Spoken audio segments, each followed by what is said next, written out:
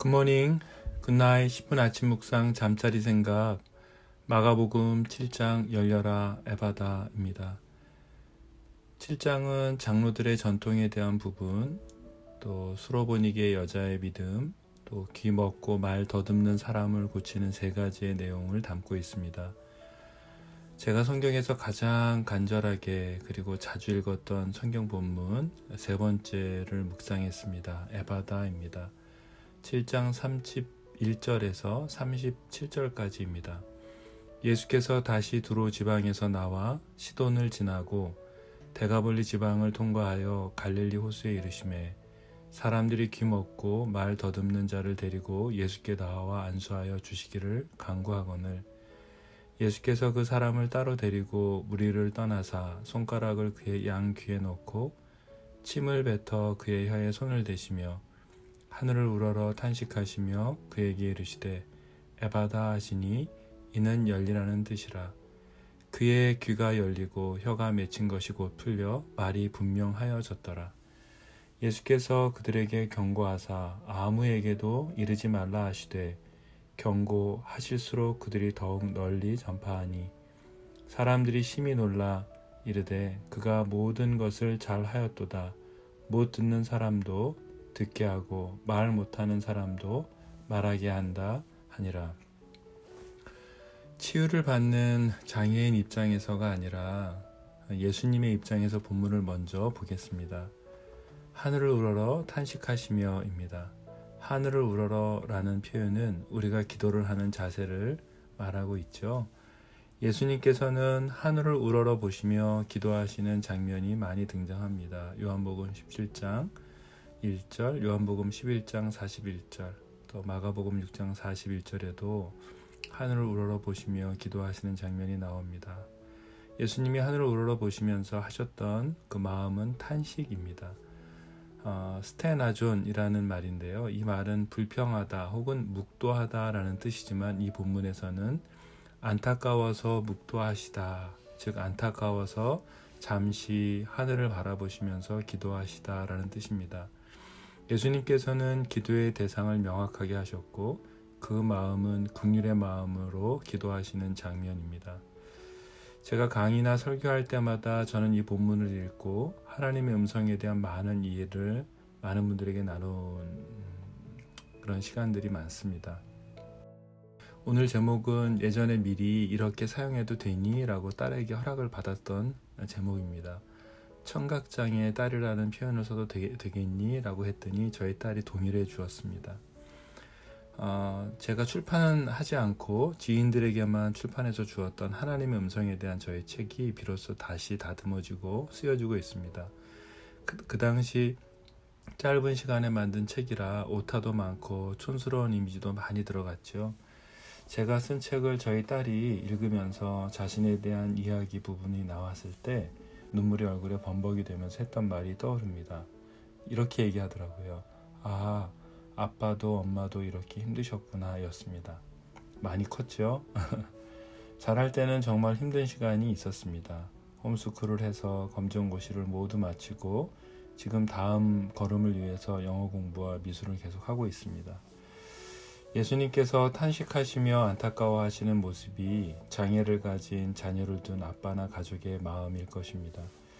지금 묵상을 함께 듣고 늘 함께 격려해주는 한 장로님 가정도 계신데 귀가 들리지 않는 손주가 있으신 분도 계시죠. 그래서 저희 가정을 되게 긍휼히 또 바라보시고 안타까워하십니다. 고통을 겪어본 사람들이 고통에 대해서 겪고 있는 사람들을 이해하는 것처럼 장애를 가진 가족을 둔 분들은 얼마나 간절함으로 하나님의 치유와 회복을 갈망하는지 모릅니다. 복음서의 예수님의 그 치유와 기적이 얼마나 그 많은 장애를 가진 가족들에게는 소망의 말씀이 되는지 모릅니다. 이혼을 경험한 사람들이 헤어짐의 고통을 알게 되고 돈이 없어서 고생을 해본 사람이 정말 없는 사람들의 마음을 잘 알기 때문에 그리고 아이를 정말 어렵게 갖게 되신 분들이 임신을 원하는 기도 제목에 함께 반응을 정말 진정성 있게 하듯이 우리는 우리가 처한 상처와 고통을 통해서 상대의 마음과 고통을 이해하는 것 같습니다. 그래서 지금 고통스럽지만 시간이 지나 감사할 수 있는 시간이 있는 것 같습니다. 오늘 본문에서 예수님은 환자를 너무 잘 이해하셨습니다. 장애인에 대한 너무 아름다운 배려를 볼 수 있었습니다. 그런 예수님의 배려를 치유받는 입장에서 본문을 다시 한번 보겠습니다. 한 청년이 다가왔습니다. 그 청년을 만나기 위해서 너무 많은 사람들이 따라다니고 옷도 만지고 또 변화가 생겨 뛰고 기뻐하는 모습을 봅니다. 그리고 죽은 자도 살리는 분위기에 그분을 만나는 것은 너무 간절한 소망이었습니다. 하지만 한 청년에 대해서 많은 사람들이 모여드는 것에 대해서 말들은 하지만 이 한 사람에게는 들리지 않았습니다. 사람들이 귀가 들리지 않는 사람을 예수님 앞에 세웠습니다. 갑자기 그분은 청각장애를 가진 그 친구를 사람들이 없는 곳으로 조용히 데려가셨습니다. 그리고 불쌍히 여기시는 눈빛으로 그리고 사랑하는 눈빛으로 손끝에 담아서 전혀 기능을 하지 않는 껍데기 같은 양쪽 귀에 손가락을 깊이 넣어주십니다. 그리고 당신의 침을 손에 뱉어서 폐에 바르셨습니다. 그리고 그분은 하늘을 향해 무언가 외쳤습니다. 무언가 간절히 기도하시는 모습이었습니다. 그리고 그 입술은 나를 향해 외쳤습니다. 열려라 였습니다. 에바다 열려라. 그 소리는 내 귀로 들어왔습니다. 그리고 내 굳어진 혀를 풀기 시작했습니다. 세밀하게 청각장애인이 이해할 수 있도록 귀도 만져주시고 굳어진 혀도 만져주시는 좋은 예수님. 사람들이 많은 곳이 아니라 특별히 무리를 떠나서 그에게 집중해 주시는 그 배려의 모습을 예수님 통해서 보게 되었습니다. 오늘 본문에 그 혀가 풀리는 것은 진정한 기적입니다. 지금도 매일 둘째 저희 딸은 제 아내에게 발음 훈련을 함께 하는데 혼자 혀를 풀기도 하고 소리를 내고 길게 호흡도 하고 말입니다. 딸이 어눌한 목소리가 가장 이쁜 목소리로 들리는 이유는 간절한 아비의 엄마의 그 딸을 향한 사랑하는 마음 때문이겠죠. 예수님에게 고침을 받은 이 사람은 가족들에게 갔을 것입니다. 에바다라고 미리 말씀하지 않으시고 예수님이 내 귀와 혀에 손을 대시고 예수님의 입술에 그 소리가 귀를 열리게 해주셨다고 소리가 들리게 되었다고 가족들에게 아마 이야기를 해주었을 것입니다. 제가 유튜브를 하는 이유가 있습니다. 저희 딸들이 목소리로 성경을 계속해서 듣기를 원하는 것이죠. 그래서 자막을 넣는 것도 우리 청각장애 딸을 위해서 나중에 커서 나이가 먹어서 말씀을 깊이 이해했으면 좋겠다서 제가 묵상을 올리기 시작했습니다. 두 번째 이유가 있다면 딸들이 결혼해서 낳게 될 아이들이 할아버지의 목소리로 성경을 들으면 얼마나 좋을까. 특별히 둘째 딸은 말이 어눌하기 때문에 아이에게 성경을 읽어주고 싶어도 아이들이 좀 어려울 것 같아요. 그래서 할아버지 목소리야 대신 들어 이렇게 얘기할 수도 있을 것 같아요. 제가 목사와 선교사로 딸들과 우리 귀한 아이들에게 가장 좋은 것을 선물하고 싶은 것이 그 아버지의 마음이겠죠. 그것이 저는 성경 말씀으로 잡았습니다.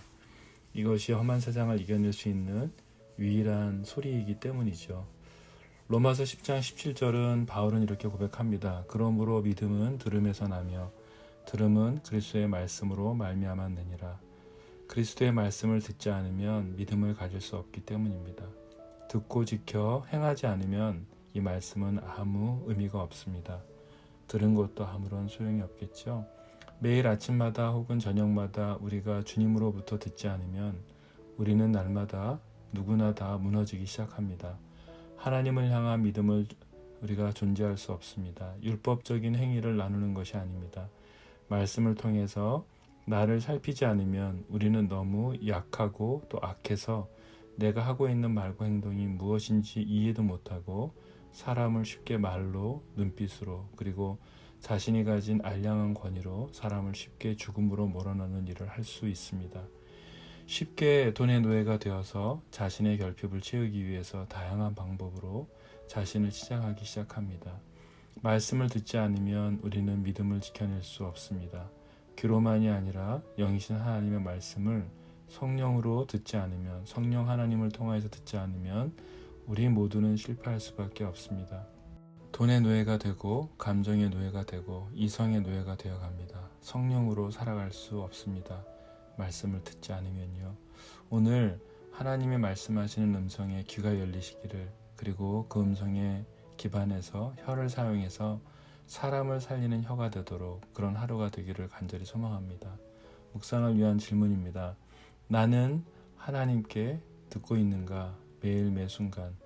나는 하나님께 듣고 말하고 있는가? 매일 매순간. 나는 하나님을 경외하는 마음으로 살아가고 있는가입니다. 기도하겠습니다. 하나님, 오늘 제 귀를 오셔서 만져주십시오. 하나님, 오셔서 제 굳어진 혀를 풀어주십시오. 에바다, 열려라 말씀해 주십시오. 열리게 하셔서 하나님의 음성을 듣게 하시고, 오셔서 굳어진 혀를 풀어서 사람을 기쁘게 하는 말이 아니라 하나님을 기뻐하시게 하는 입술로 생명을 살리는 혀로 나를, 우리 모두를 사용해 주십시오. 예수님의 이름으로 기도드렸습니다. 아멘. 청각 장애의 딸이 듣는 소리는 날마다 바뀌고 있답니다. 아침에 일어나 늘 묵상을 합니다. 저희 딸은 아이의 영에 말씀하시는 성령의 음성은 귀한 두 딸에게 소망이 되어주시고 기쁨이 되어주시고 있습니다. 때론 자신들이 모르게 지은 죄를, 혹은 알고도 지은 죄를 말씀하셔서 가정예배에 고백하게 하시는 놀라운 하나님의 음성이기도 합니다. 하나님의 음성은 소리로 귀로 듣게도 하시지만 우리의 영에 성령 하나님은 날마다 매 순간 말씀하십니다. 성령의 음성을 듣게 하시기 위해서 예수님은 기쁨으로 십자가를 지셨습니다. 저희 청각장애 딸은 날마다 하나님의 음성을 듣습니다.